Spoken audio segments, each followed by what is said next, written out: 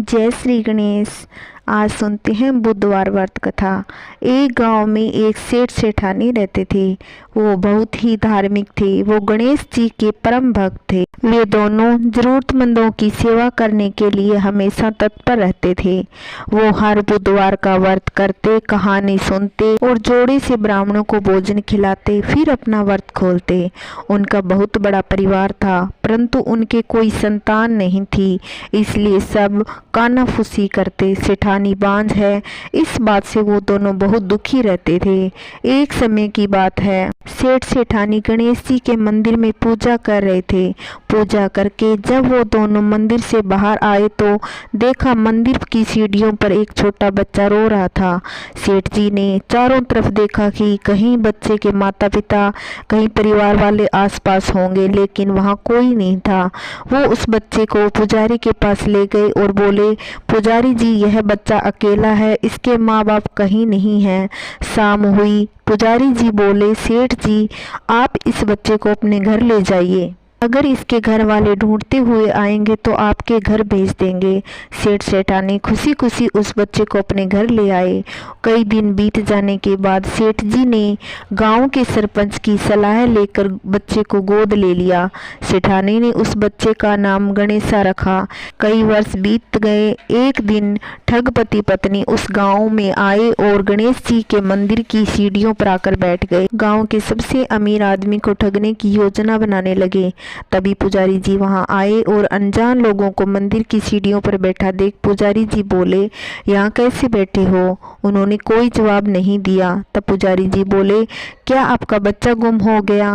वह तुरंत ही ठग पति पत्नी ने कहा, हाँ हाँ, हमारा बच्चा खो गया। पुजारी जी ने पूछा, कितने साल हो गए? वो दोनों अनजाने में ही बोले, यही कोई 4-5 साल पहले की बात है। पुजारी जी बोले, आप उदास मत हो, आपका बच्चा इसी गांव में है, एक सेठ के यहाँ पल रहा है। पुजारी जी उन दोनों को सेठ के घर ले गए। जब सेठ को यह पता चला कि गणेशा के असली माता पिता आ गए तो वो बहुत दुखी हो गए। सेठानी भी बहुत रोई। सेठ जी उनसे बोले, आज तो बहुत रात हो गई, आज रात आप यहीं रुक जाइए, कल सुबह गणेशा को ले जाना। ठग पति पत्नी तो यही चाहते थे। वो तो बच्चा लेने आए नहीं, बल्कि सेठ जी को ठगने आए थे। सेठ जी ने उन्हें अतिथि गृह में ठहरा दिया। वो दोनों चोरी की योजना बनाने लगे। उधर सेठ सेठानी को नींद नहीं आ रही थी। वो सोच रहे थे गणेशा चला जाएगा। वो दोनों बहुत दुखी थे। आधी रात के बाद वो दोनों ठग धीरे धीरे कमरे की तलाशी लेने लगे। तलाशी लेते लेते तिजोरी के कमरे में पहुंच गए। आवाज सुनकर घर के नौकर की नींद खुली।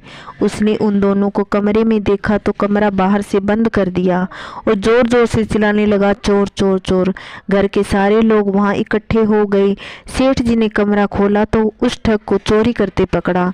तब सेठ जी ने बोले, ये तो दोनों चोर हैं, हम गणेशा को इनको नहीं देंगे। उधर उन दोनों की योजना सफल नहीं हुई देख दोनों जिद पर अड़ गए कि यह बच्चा हमारा है, हम इसे लेकर ही जाएंगे। तब गांव के सरपंचों ने फैसला किया कि सूर्य देव के सामने सेठानी और उस औरत को खड़ा कर देते हैं और दोनों के सामने गणेशा को खड़ा कर देते हैं।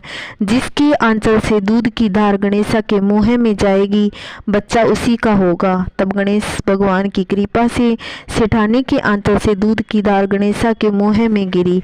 सभी लोगों ने गणेश की जय जयकार करी। से गणेश भगवान ने उस सेठ सेठानी पर कृपा दृष्टि करी, वैसे भगवान सब पर करे। कहानी कहते सुनते हुंकारा बरते, सबके घर में सुख शांति बनी रहे। हर बुधवार के दिन ये कहानी जरूर सुने।